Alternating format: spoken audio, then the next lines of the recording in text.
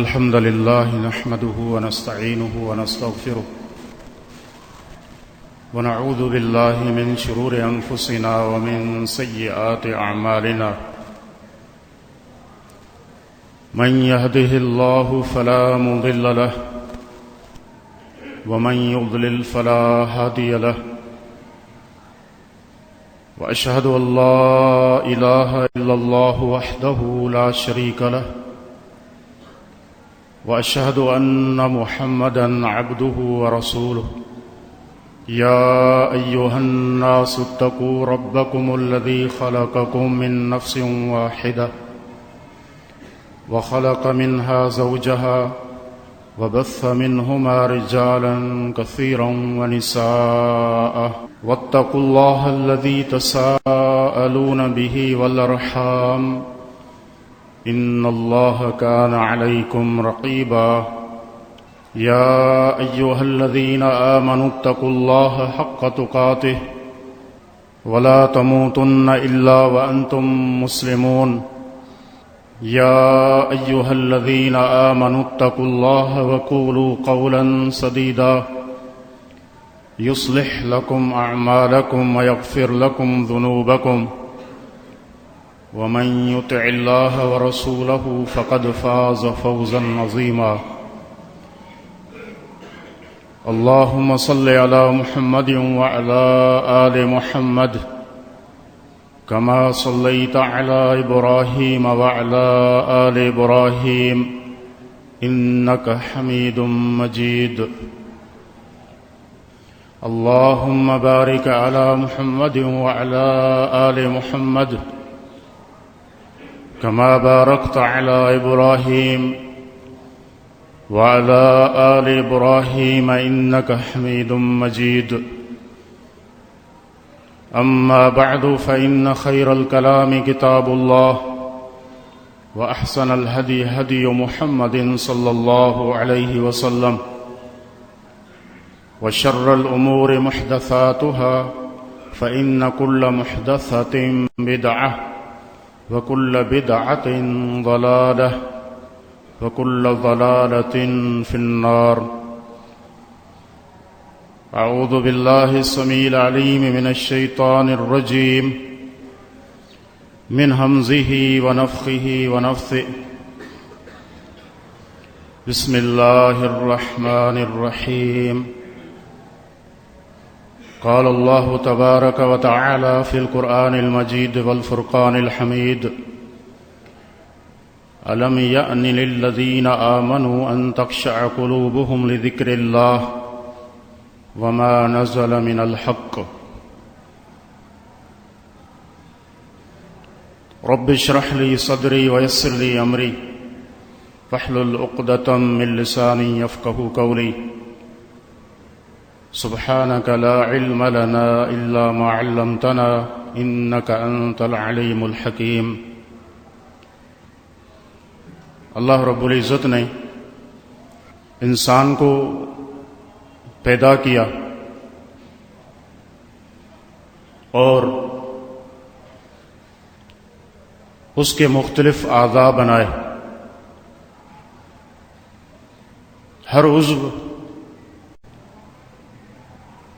اس انسان کو مکمل کرتا ہے اور ہر ایک کی جسم میں اپنی افادیت ہے، لیکن ایک خاص عضو جس کی طرف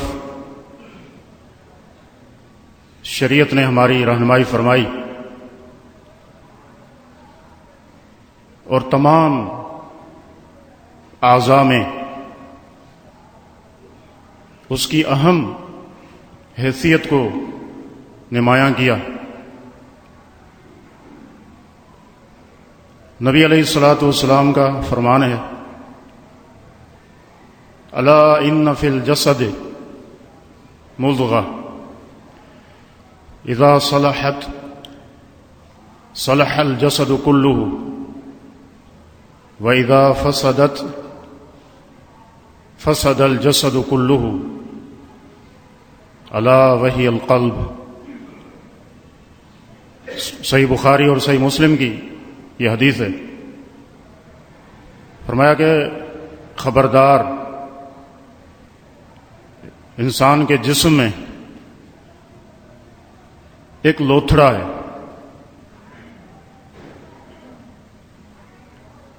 اگر وہ صحیح ہو جائے تو پورے کا پورا جسم صحیح ہے. اگر وہ فاسد ہو جائے، اس میں بگاڑ آ جائے، خرابی پیدا ہو جائے، تو پورے کا پورا جسم فاسد ہو جاتا ہے. الا وہی القلب، خبردار، وہ گوشت کا ٹکڑا وہ دل ہے. دل. اور یہ دل اللہ رب العزت کی نگاہ کا مرکز ہے. رب العالمین اس دل میں جو اخلاص ہے عمل کرتے ہوئے، اس کو سب سے زیادہ دیکھتا ہے.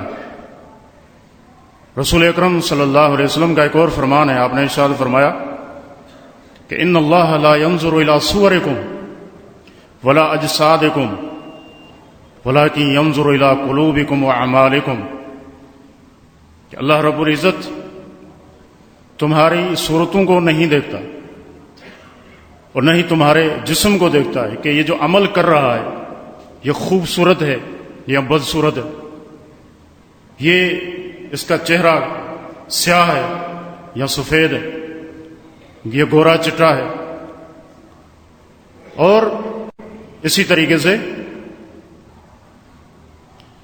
اللہ رب العزت تمہارے جسموں کو بھی نہیں دیکھتا کہ جسم اس کا کیسا ہے، موٹا ہے، پتلا ہے، طاقتور ہے جسمانی اعتبار سے، یا کمزور ہے، ضعیف ہے. فرمایا کہ اللہ رب العزت کہاں دیکھتا ہے؟ اللہ رب العزت تمہارے دلوں کی طرف دیکھتا ہے اور تمہارے عمل کی طرف دیکھتا ہے. یہ دل.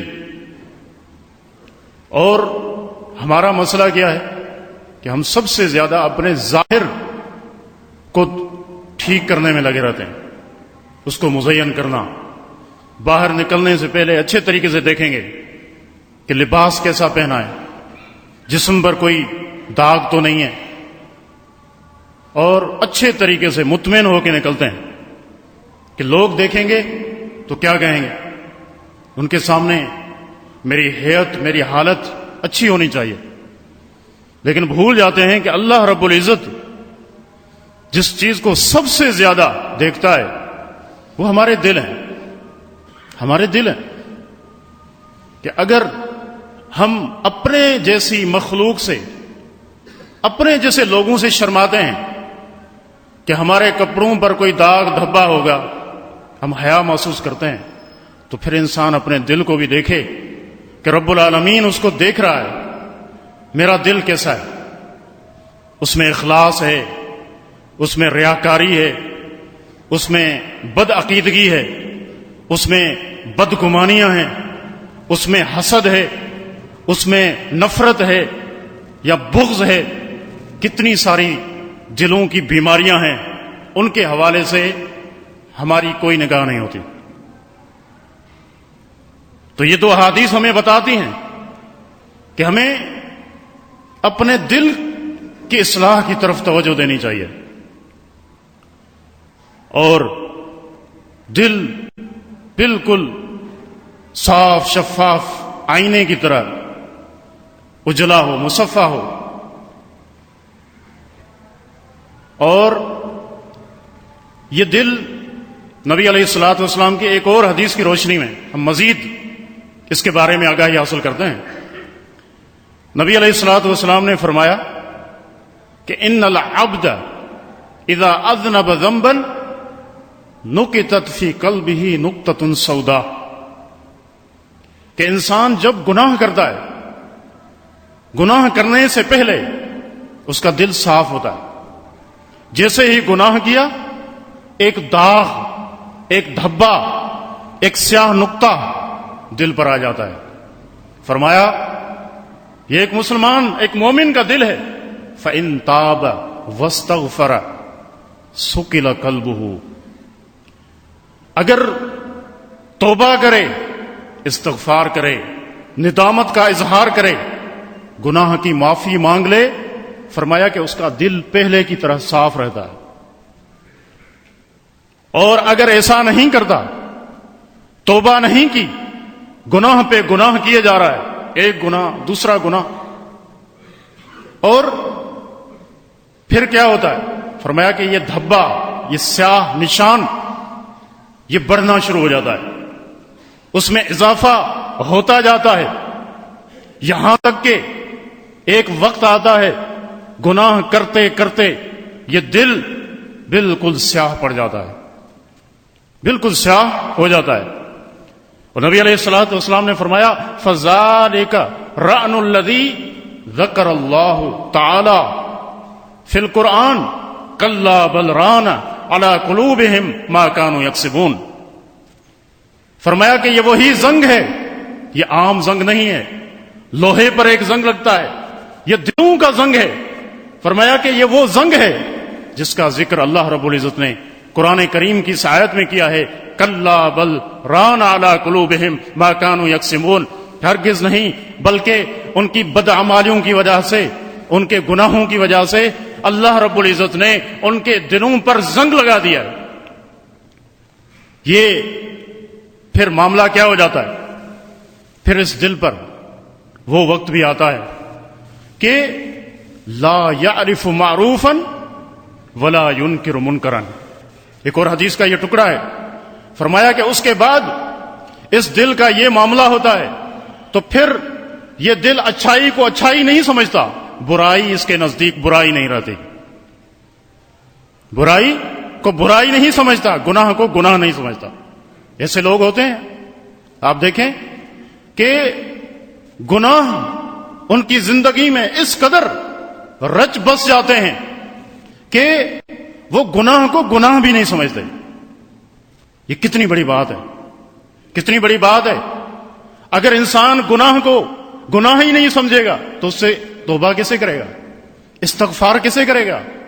ندامت کے آنسو کیسے بہائے گا؟ یہ کیفیت ہو جاتی ہے۔ اور سیدنا انس بن مالک رضی اللہ تعالی عنہ کا قول صحیح بخاری میں موجود ہے، وہ فرماتے ہیں انکم لتعملون اعمالا ہی ادق فی اعینکم من الشعر ان کننا لنعدها على عہد النبی صلی اللہ علیہ وسلم من الموبقات۔ لوگوں، میں دیکھتا ہوں کہ تم گناہ کرتے ہو اور وہ گناہ تمہاری نگاہوں میں معمولی ہوتے ہیں، بالکل معمولی، ہلکے، اس کا کوئی وزن تمہارے نزدیک نہیں ہے۔ ہم صحابہ نبی علیہ الصلاۃ والسلام کی زندگی میں ان گناہوں کو تباہ اور برباد کر دینے والے گناہ سمجھا کرتے تھے، تباہ اور برباد کر دینے والے گناہ ہم سمجھا کرتے تھے۔ یہ صحابہ اکرام رضوان اللہ علیہم اجمعین کی سوچ تھی، یہ فکر تھی، کسی گناہ کو چھوٹا نہیں سمجھا۔ اور اتنی ندامت ہوتی، گناہ کرنے کے بعد یوں محسوس ہوتا کہ جیسے کوئی بوجھ ہے سر پہ، جب تک اس بوجھ سے انسان چھٹکارا نہیں پا لیتا تب تک ان کو کسی کروٹ چین نہیں آتا تھا۔ عبداللہ ابن مسعود رضی اللہ تعالیٰ عنہ کا قول، یہ بھی صحیح بخاری میں موجود ہے، انہوں نے فرمایا ہے، ایک فرق ذکر کیا ہے کہ ایک مومن میں اور ایک فاسق و فاجر کے گناہ کرنے میں کیا فرق ہے۔ ایک مومن سے بھی گناہ ہو سکتا ہے، معصوم نہیں ہے، لیکن ایک مومن اور ایک فاسق اور فاجر شخص، اس میں فرق کیا ہے؟ فرمایا کہ ان المؤمن یرا ذنوبہ کأنہ قاعد تحت جبل یخاف ان یقع علیہ۔ یہ پہلی چیز ذکر کی مومن کے بارے میں، فرمایا کہ مومن گناہ کرنے کے بعد ایسے ہے جیسے وہ کسی پہاڑ کے نیچے ہے اور ہر دم اس کو یہ ڈر کھائے جا رہا ہے، وہ لرز اٹھتا ہے کہ کبھی بھی یہ پہاڑ میرے اوپر گرے گا اور اس کے بوجھ تلے میں ختم ہو جاؤں گا۔ یہ ایک مومن کی فکر ہے گناہ کرنے کے بعد۔ اس پہاڑ کی طرح کہ پہاڑ سر پر ہے، کبھی بھی گر سکتا ہے، یہ ڈر اور یہ خوف ایک مومن کو جلد از جلد اللہ رب العزت کی بارگاہ میں لے جانے پر مجبور کرے گا. وہ توبہ کرے گا، استغفار کرے گا، ندامت کے آنسو بہائے گا، اور جب تک اس کو یقین نہیں آ جاتا کہ میرے رب نے میرا گناہ معاف کر دیا ہے، تب تک وہ استغفار کرتا رہتا ہے. اور استغفار تو ویسے ہی عبادت ہے، ہمیں حکم ہے. نبی علیہ الصلوۃ والسلام استغفار کیا کرتے تھے کثرت سے. انی لاستغفر اللہ واتوب الیہ لکل یوم اکثر من 70 مرہ. فرمایا کہ لوگوں، میں محمد رسول اللہ صلی اللہ علیہ وسلم میں ہر روز 70 سے زیادہ بار اللہ سے معافی کا خواستگار ہوتا ہوں، اللہ سے معافی مانگتا ہوں. اور ایک روایت میں ہے اکثر من 100 مرہ، 100 بار سے زیادہ میں اللہ کے آگے استغفار کرتا ہوں. ہماری اور آپ کی کیا مجال ہے؟ امام الانبیاء صلی اللہ علیہ وسلم استغفار کیا کرتے تھے. تو ہمیں اس جانب دیکھنا چاہیے، گناہوں کو معمولی نہ سمجھیں، معمولی نہ سمجھیں. اور اسی طریقے سے دوسری مثال فاسق اور فاجر کی سیدنا عبداللہ ابن مسعود رضی اللہ عنہ نے ذکر کی. فرمایا کہ ان الفاجر یرا ذنوبہ کذباب مر علی انفہ فقال بہ ہکذا. فرمایا کہ جو فاسق و فاجر ہے، گناہ کرنا جس کی فطرت میں آ چکا ہے، وہ بھی گناہ کرتا ہے. گناہ کرنے کے بعد وہ ایسے جیسے کسی کی ناک پر مکھی بیٹھ جائے اور وہ انگلی کے ایک ادنا اشارے سے اس کو اڑا دے، اس کو کوئی حیثیت نہیں دیتا اور بھول جاتا ہے کہ یہ کوئی مکھی میری ناک پر بھی بیٹھی تھی. فرمایا کہ اس طرح اس کا معاملہ گناہ کے ساتھ ہوتا ہے. یہ فرق ہے، یہ فرق ہے. آج ہم دیکھیں، اپنے گریبان میں جھانکیں کہ ہمارا معاملہ کیا ہے، ہمارا معاملہ کیا ہے. کیا ہم گناہوں کو معمولی تو نہیں سمجھتے؟ معاشرے کی اکثریت بڑے بڑے گناہ کرتی ہے لیکن ان کو کوئی حیثیت ہی نہیں دیتی. اب بات ہو رہی تھی دل کی کہ ایک موقع، ایک وقت دل پر ایسا بھی آتا ہے کہ وہ دل اس کے بعد جب پورا سیاہ ہو جاتا ہے تو پھر گناہ کو گناہ نہیں سمجھتا، نیکی اس کے نزدیک نیکی نہیں ہے. اور ایک اور چیز دلوں کے تعلق سے بڑی اہم ہے، اور وہ یہ ہے کہ بسا اوقات ایسے ہوتا ہے کہ گناہ کرتے کرتے اللہ رب العزت مختلف سزائیں دیتا ہے، مختلف سزائیں دیتا ہے. ان میں سے ایک بہت بڑی سزا وہ یہ ہے کہ اللہ تعالی کسی شخص کا دل سخت کر دیتا ہے، پتھر سے زیادہ اس کی سختی ہو جاتی ہے. یہ وہ چیز ہے، یہ کتنی بڑی سزا ہے. لیکن کوئی شخص بیمار ہو جاتا ہے، نزلہ بھی لگ جاتا ہے، اس کو معمولی کھانسی بھی آتی ہے، وہ سمجھتا ہے کہ میری طبیعت صحیح نہیں ہے. لیکن اتنا بڑا مرض اس کے دل میں آ چکا ہے کہ اب اس کا دل سخت ہے، لیکن وہ اس چیز کو سمجھنے کے لیے بھی تیار نہیں ہے، اس پر غور کرنے کے لیے بھی تیار نہیں ہے کہ یہ کتنی بڑی سزا ہے جو اللہ رب العزت کی طرف سے مجھے دی گئی ہے. مالک بن دینار رحمہ اللہ فرماتے ہیں کہ ما ضرب اللہ بعبد اعظم قسوة اعظم. فرمایا کہ اللہ تعالیٰ نے کسی بھی شخص کو اس سے بڑھ کر کوئی سزا نہیں دی من قسوة القلب، کہ اللہ نے اس کے دل کو سخت کر دیا. اللہ تعالیٰ نے اس کے دل کو سخت کر دیا. فرمایا کہ دنیاوی سزاؤں میں سب سے بڑی یہ سزا ہے جو اللہ تعالیٰ کسی شخص کو اس کے گناہوں کی پاداش میں دیتا ہے کہ اس کا دل سخت ہو جاتا ہے. آگے فرماتے ہیں کہ اللہ رب العزت جب کسی قوم کے ساتھ سزا کا ارادہ کرتا ہے تو پھر اللہ کیا کرتا ہے؟ فرمایا کہ پھر من حیث القوم، ان کے دلوں سے رحمت کو اٹھا لیتا ہے. پھر کوئی کسی پر رحم نہیں کرتا، کوئی کسی پر رحم نہیں کرتا. یہ سزا ہے اللہ کی طرف سے. جب دل سخت ہو جائیں اور مجموعی حالات ایسے ہو جائیں کہ لوگ گناہ کو گناہ نہیں سمجھتے اور دل سخت ہو چکے ہیں، پتھر کے ہو چکے ہیں، اس کے بعد پوری قوم من حیث المجموع ایسی ہو جاتی ہے کہ ان کے دلوں سے رحم کو اٹھا لیا جاتا ہے. پھر یہ لوگ کسی پر رحم نہیں کرتے. آپ دیکھ رہے ہیں کہ معاشرے میں کیسے کیسے واقعات جنم لیتے ہیں. ایک سلیم الفطرت انسان، اس کا وجود لرز اٹھتا ہے. ہم کہتے ہیں کہ اسلام انسانیت شرما گئی اس واقعے سے. ایسے واقعات، ایسے سانحات جنم لیتے ہیں. کیوں لیتے ہیں؟ اس کی وجہ یہ ہے کہ رحم کا مادہ اللہ نے اٹھا لیا، دل سخت ہو گئے، کوئی کسی پر رحم نہیں کرتا. آپ آئے روز میڈیا میں، اخبارات میں پڑھتے ہیں، معصوم بچے، پھول جیسے بچے، ان کو دیکھتے ہی شفقت کے جذبات موزن ہو جائیں. ایسے شقی القلب لوگ ہوتے ہیں کہ وہ جہاں ان کے ساتھ آبرو ریزی کے معاملات کرتے ہیں، اس کی شقاوت ختم نہیں ہوتی، یہاں تک کہ ان کو ختم کر کے ان پھولوں کو مسل کے روند کے پھینک دیتے ہیں. خبر آتی ہے کہ فلاں جگہ پر یہ معصوم بچی اور بچہ مارا گیا. کیوں؟ وجہ یہ ہوتی ہے کہ اللہ تعالیٰ نے ایسے لوگوں کے دلوں میں ترس نہیں رکھا، رحم کا مادہ ہی نہیں رکھا. اور ایسے لوگ معاشرے کے لیے پھر سانپ اور بچھو سے زیادہ خطرناک ہوتے ہیں. ایسا ماحول ہو جاتا ہے والعیاذ باللہ. تو دلوں کی سختی یہ بہت بڑی بیماری ہے، بہت بڑی بیماری ہے. اللہ رب العزت نے یہودیوں کا ذکر کیا، فرمایا ثم قست قلوبکم من بعد ذلك فهي كالحجارة او اشد قسوة.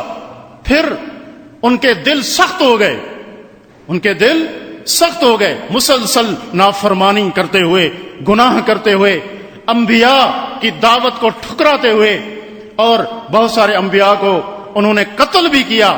اور ان کی اس طغیان اور ان کے ان گناہوں کی وجہ سے فرمایا کہ ان کے دل سخت ہو گئے. من بعد ذلك فهي كالحجارة، فرمایا کہ وہ پتھر کی طرح یا تو سخت ہو گئے، او اشد قسوة، بلکہ پتھر سے بھی زیادہ سخت ہو گئے، پتھر سے بھی زیادہ سخت ہو گئے. آپ دیکھیں انسان گوشت، ہڈیوں اور خون کا مرکب ہے، اور پتھر کیا ہے؟ ایک جامد چیز ہے، سخت چیز ہے. ان کا کیا تقابل ہے؟ لیکن انسان کے دل بسا اوقات اس پتھر کی سختی سے بھی بڑھ جاتے ہیں. فرمایا او اشد قسوہ، یا اس سے بھی زیادہ سخت ہو گئے. پھر فرمایا ان من الحجارۃ لما يتفجر منه الانہار. ہاں، پتھر تو ایسے بھی ہوتے ہیں جو پھٹ پڑتے ہیں اور ان سے پانی کے چشمے پھوٹ پڑتے ہیں، پانی جاری ہو جاتا ہے.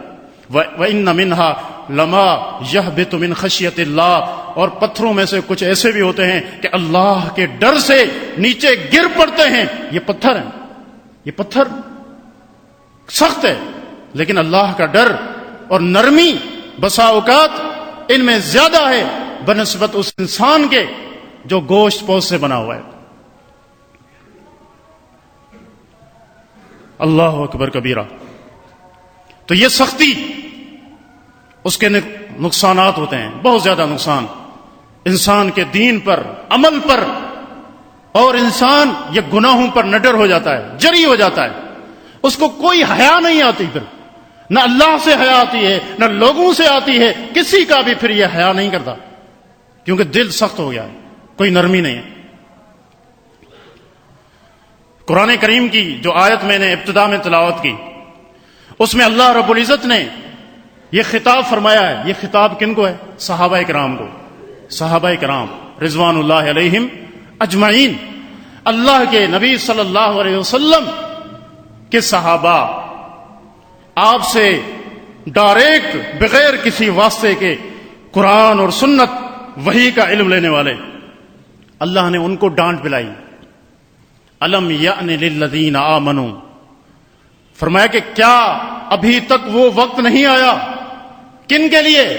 یہ کسی کافر کی بات نہیں ہو رہی. للذین آمنوا، فرمایا کہ جو ایمان لائے ہیں، جن کا ایمان کا دعویٰ ہے، جو اپنے آپ کو مومن کہتے ہیں، مسلمان کہتے ہیں، ان کی بات ہو رہی ہے کہ کیا ان پر ابھی یہ وقت نہیں آیا؟ ان تخشع قلوبہم لذکر اللہ، کہ ان کے دل اللہ کے ذکر کے لیے نرم پڑ جائیں، ان کی سختی ختم ہو جائے. کیا وہ وقت نہیں آیا؟ کتنی بڑی بات ہے یہ صحابہ کے بارے میں. عبداللہ ابن مسعود رضی اللہ عنہ اور دیگر صحابہ کے اقوال موجود ہیں کہ وہ کہتے ہیں کہ ہم مسلمان ہوئے تھے، اس کے چوتھے سال یہ آیت اتری تھی. 4 سال ہو چکے تھے ہمیں اسلام قبول کیے ہوئے. اللہ نے یہ آیت اتاری، فرمایا کہ ایمان والوں کے لیے کیا وہ وقت نہیں آیا کہ ان کے دل نرم ہو جائیں اللہ کے ذکر کے لیے؟ وما نزل من الحق، اللہ کے ذکر کے لیے، اور جو حق اللہ نے اتارا ہے قرآن اور سنت، ان کے احکامات کے لیے، اس پر عمل کرنے کے لیے اللہ رب العزت کے فرامین کو پڑھنے کے بعد نبی علیہ الصلوۃ والسلام کی سنت کو ہم سنتے ہیں، واعظ و نصیحت میں ہمیں بیان کیا جاتا ہے، لیکن دیکھیں کہ ہمارے اوپر اس کا اثر بھی ہوتا ہے یا نہیں۔ بہت سارے لوگ ہیں، علم کی کوئی کمی نہیں ہے، تلذذ السماع کے ذریعہ کہ خطیب صاحب نے موضوع بیان کیا، شاندار موضوع تھا، وقتی طور پر اثر بھی آتا ہے ایسے، لیکن کبھی ایسے بھی ہوتا ہے کہ انسان بظاہر آخرت کا بیان سن رہا ہے، اس کی آنکھوں میں آنسو ہیں۔ یہاں مجھے ڈاکٹر عبدالرشید اظہر رحمت اللہ علیہ ان کا ایک قول یاد آ رہا ہے۔ انہوں نے اپنے کسی بیان میں ذکر کیا تھا کہ بسا اوقات ایسے ہوتا ہے کہ فکر آخرت کا موضوع چل رہا ہے، قرآن کی آیات احادیث پڑھی جا رہی ہیں، اور یہ کہ اللہ کے سامنے پیش ہونا ہے، حساب و کتاب دینا ہے، اور موت عنقریب آنے والی ہے، یہ سارا ایک سما بندھا ہوا ہے۔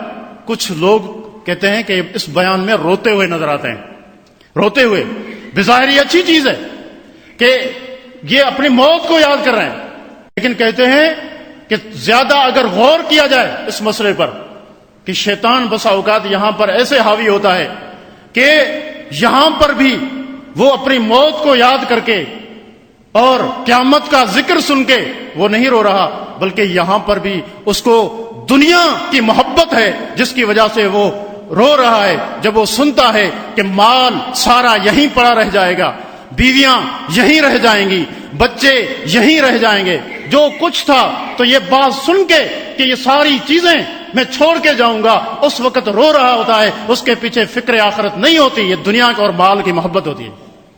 کتنی بڑی بات ہے۔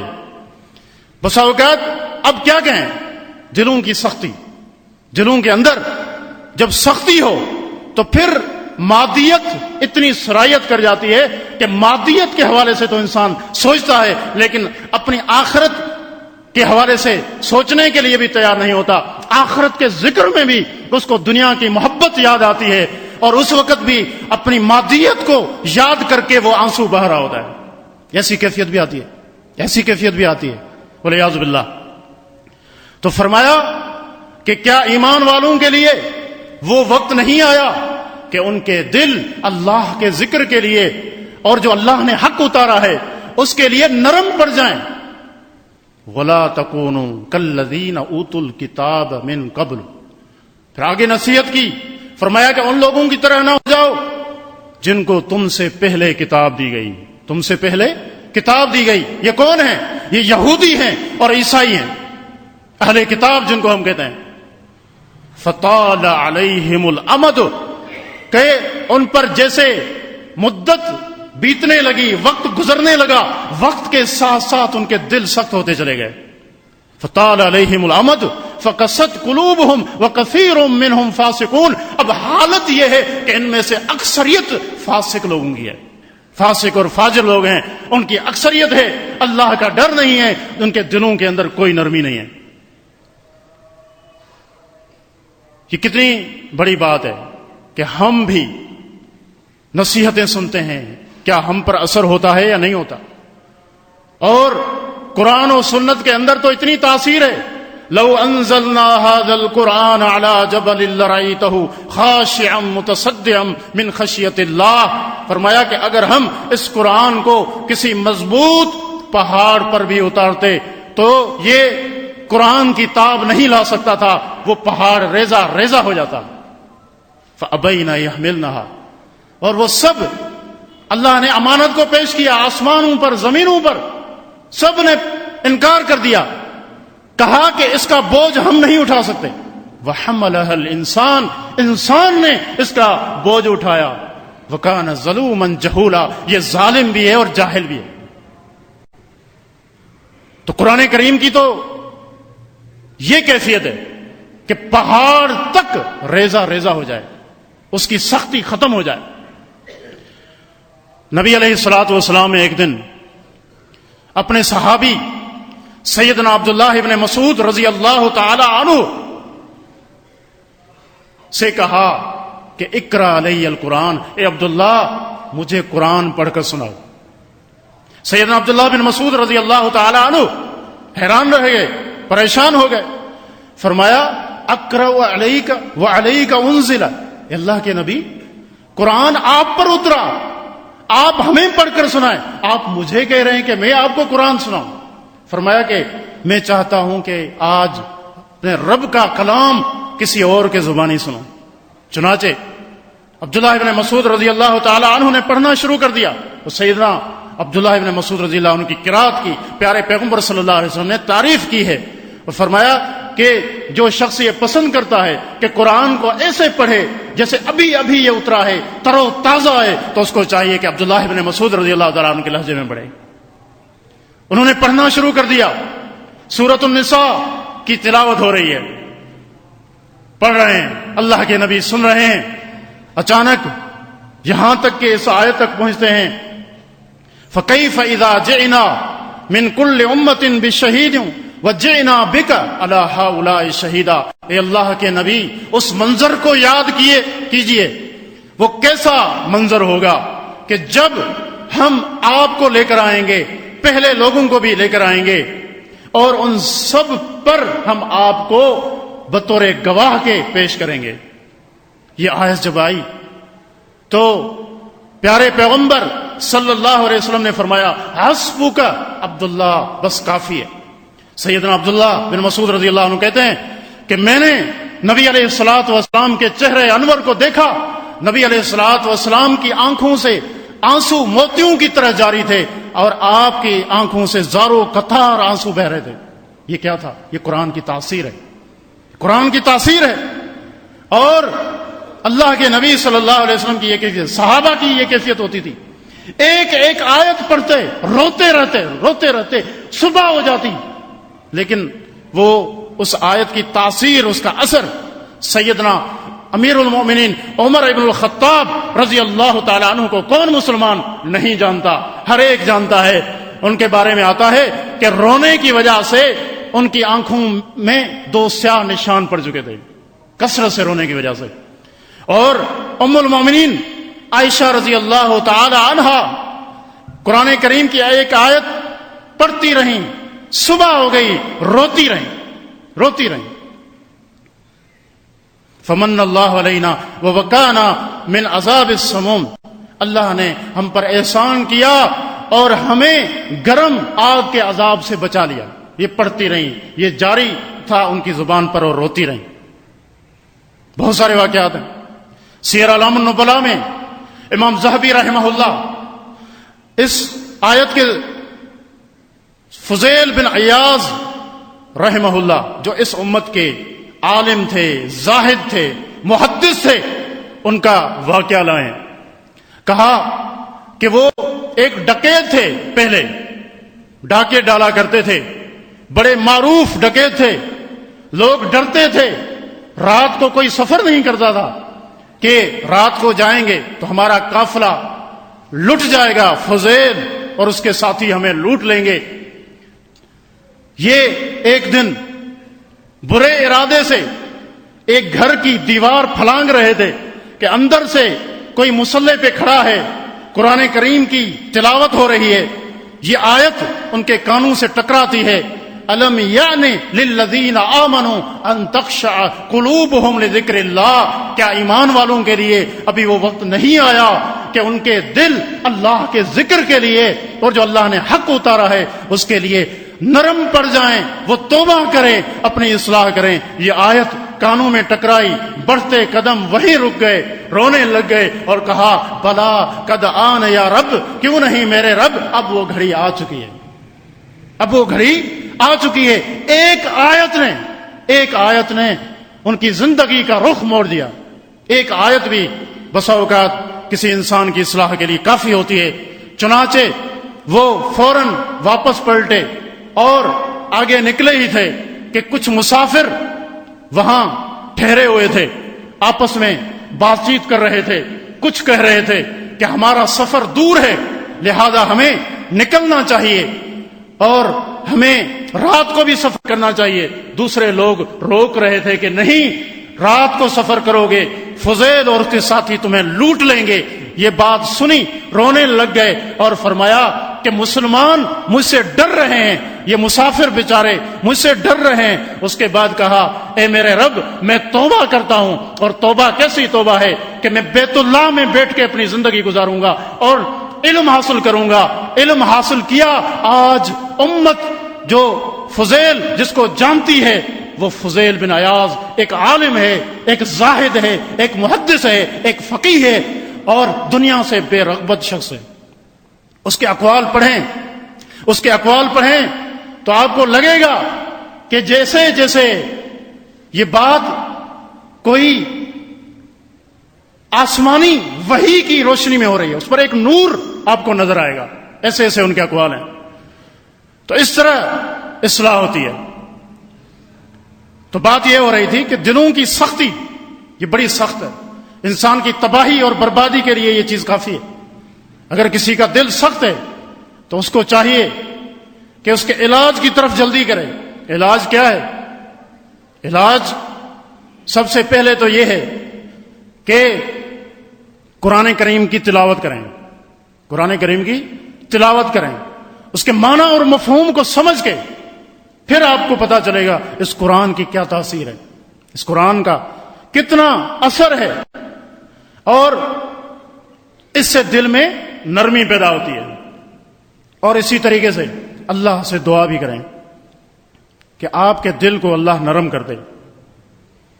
اور ابن قیم رحمہ اللہ جسے کہتے ہیں کہ یہ اتنی بڑی سزا ہے انسان کو کہ ایسا شخص ہر خیر سے، ہر بھلائی سے دور ہے، اور آگ کو اللہ نے پیدا ہی جو قلب قاسی ہے، سخت دل ہیں، اللہ نے ان کو پگھلانے کے لیے جہنم کی آگ تیار کر رکھی ہے، وہی ان کو پگھلا سکتی ہے، جہنم کی آگ۔ تو انسان اللہ رب العزت سے دعا کرے کہ اللہ اس کی سختی کو دور کر دے۔ اور اسی طریقے سے نبی علیہ الصلوۃ والسلام کی ایک حدیث بھی ہے مسند احمد کی، آپ نے فرمایا ان اردت تلین قلبک، کہ اگر آپ چاہتے ہیں آپ کا دل نرم ہو تو پھر کیا کریں؟ فرمایا کہ فاطعم المسکین، مسکین کو کھانا کھلائیں، مسکین کو جو بھوکا ہے اس کی بھوک کا احساس کرتے ہوئے اس کو کھانا کھلائیں، اس سے بھی دل نرم ہوتی ہے۔ اور فرمایا وامسح رأس الیتیم، اور یتیم کے سر پر شفقت سے ہاتھ پھیرو۔ شفقت سے ہاتھ پھیرنے کا مطلب یہ ہے کہ اس کے ساتھ نرمی کرو اور اس کی جو ضروریات ہیں یتیم کی وہ پوری کرو، اور آپ کے دل میں یہ کیفیت پیدا ہو کہ جیسے یہ میرا بچہ ہے۔ میں سوچوں تھوڑی دیر کہ میرا بچہ بھی اسی طرح ہوتا اور اس کے سر پر والد کا سایہ نہیں ہے، خود میری اولاد پر اگر ہوتا تو پھر ان کے ساتھ کیا ہوتا۔ اس طرح انسان سوچے، یہ احساس انسان کے دل کی سختی کو زائل کر دیتا ہے، ختم کر دے گا۔ اور اسی طرح قبرستان کی زیارت، اس سے بھی دلوں میں نرمی پیدا ہوتی ہے۔ نبی علیہ الصلوۃ والسلام کا فرمان ہے فزوروا القبور فإنها تذکرکم الآخرہ، کہ قبرستان کی زیارت کیا کرو اس لیے کہ وہ تمہیں آخرت کے بارے میں تمہیں نصیحت ہوگی، آخرت کا خوف ڈر پیدا ہوگا، فکر آخرت کا داعیہ پیدا ہوگا۔ انسان سوچے گا کہ یہ لوگ بھی ہم جیسے تھے، انہوں نے بھی یہاں زندگی گزاری، اور آج سب سے بڑھ کر ان کو کس چیز کی ضرورت ہے؟ نیکیوں کی ضرورت ہے، اعمال کی ضرورت ہے۔ وہ چاہتے تھے کہ استغفار کریں اور زیادہ سے زیادہ نیکیاں کریں، لیکن آج ان کے پاس تو موقع نہیں ہے، لیکن میرے پاس ضرور ہے، میرے پاس ضرور ہے۔ اس طرح انسان کے دل میں نرمی پیدا ہوگی۔ حسن بصری رحمہ اللہ ایک جنازے میں شریک تھے اور وہاں کچھ نوجوان بیٹھے تھے، ان کی طرف متوجہ ہوئے اور پوچھا کہ کیا خیال ہے کہ اس میت کی تمنا کیا ہوگی، یہ کیا چاہ رہا ہوگا؟ تو انہوں نے کہا یقیناً یہ چاہتا ہوگا کہ دوبارہ اس کو زندگی ملے اور نیکیاں کرے کثرت سے، اللہ کو راضی کرے، فرائض کو پورا کرے، گناہوں سے اپنے آپ کو بچائے۔ فرمایا کہ کیا اس کو یہ موقع ملے گا؟ کہا نہیں ملے گا۔ تو فرمایا میرے اور آپ کے پاس تو یہ موقع موجود ہے نا، ہم تو تیاری کر سکتے ہیں نا، ہم یہ پیغام لیں۔ یہ ہے فکر آخرت کا مقصد، اور یہی شرعی زیارت ہے، شرعی زیارت یہی ہے، اور کوئی مقصد نہیں ہے۔ یہ قبرستان میلے لگانے کی جگہ نہیں ہے کہ یہاں پر انسان جائے اور بے پردگی کے مظاہر نظر آئیں۔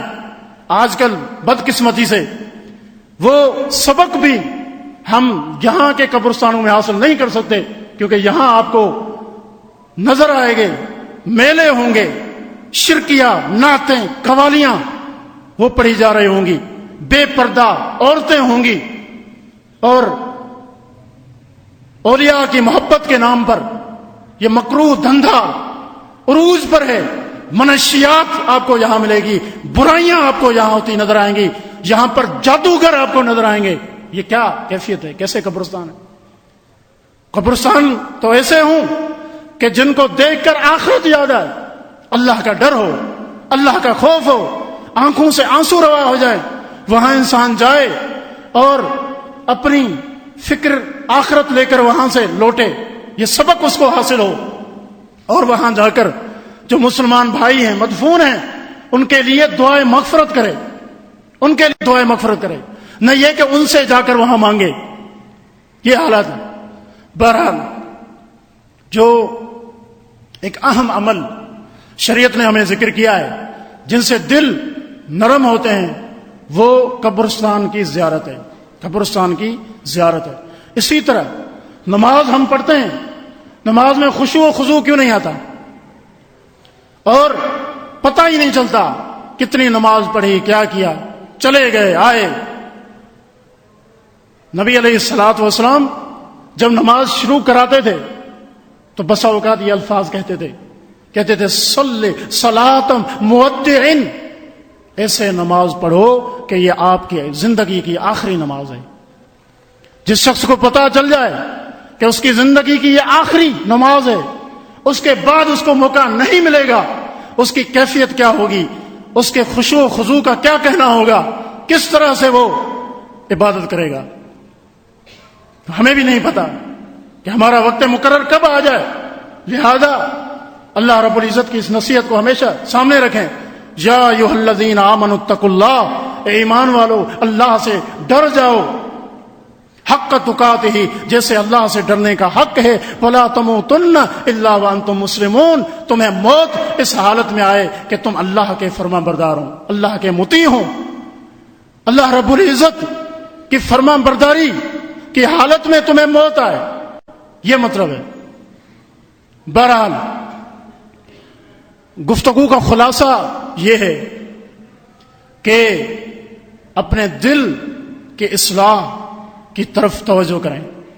یہ دل سب سے اہم ہے انسان کے جسم میں۔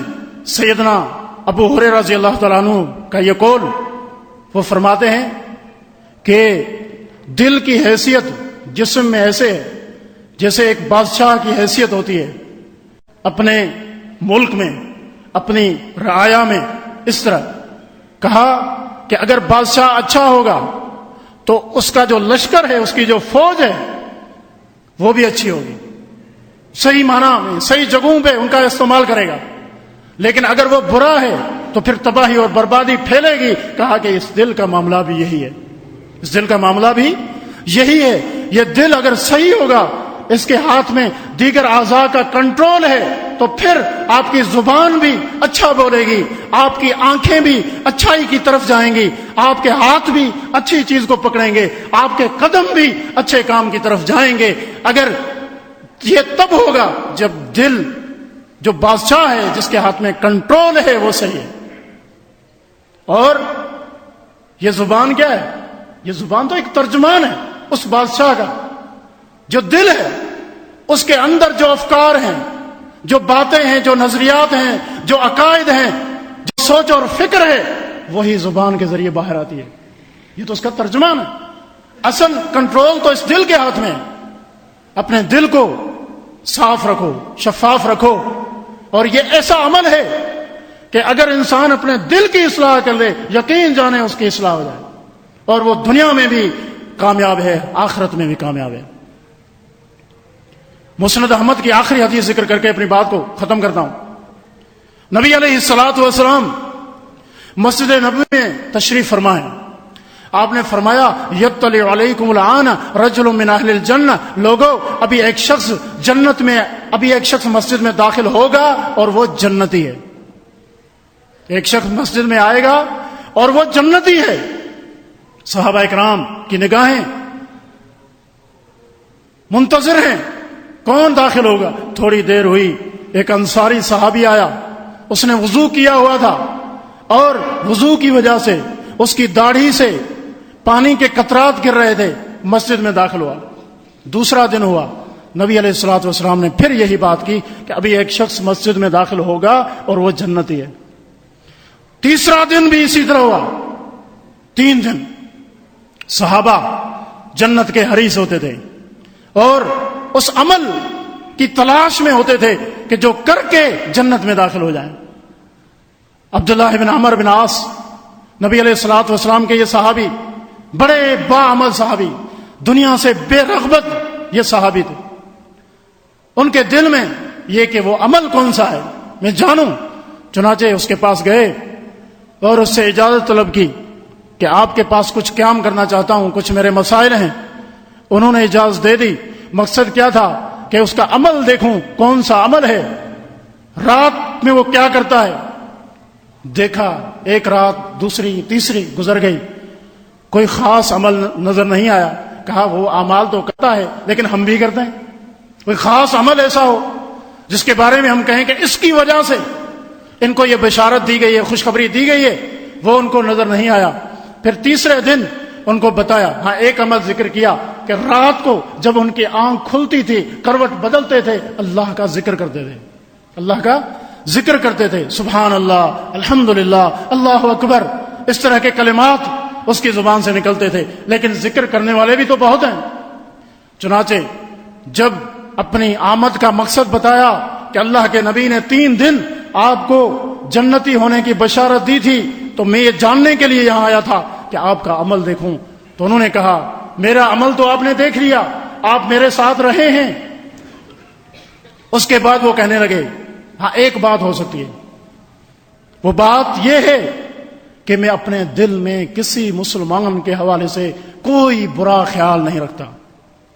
کسی مسلمان کے بارے میں میرے دل میں کوئی بغض نہیں ہے، کوئی کینہ نہیں ہے، کوئی نفرت نہیں ہے، بلکہ تمام مسلمانوں کے لیے میرا دل بالکل صاف ہے. سیدنا عبداللہ بن عمر نے جب یہ الفاظ سنے تو کہا ھذا الذی بلغ بک، یقیناً یہی وہ عمل ہے جس نے آپ کو یہ مقام دیا ہے. یہ بہت مشکل ہے، یہ بہت مشکل ہے، دلوں کی اصلاح، دلوں کی اصلاح. تو اللہ رب العزت سے دعا ہے کہ رب العالمین ہمارے دلوں کی اصلاح فرما دے. اللہ رب العزت جو ایمان ہے ہمارے دلوں میں بھر دے اور اطاعت کی محبت ہمارے دلوں میں پیدا فرمائے اور گناہوں سے نفرت ہمارے دلوں میں پیدا فرما دے. ھذا وباللہ توفیق، وصلی اللہ علی نبینا محمد وعلی آلہ وصحبہ اجمعین.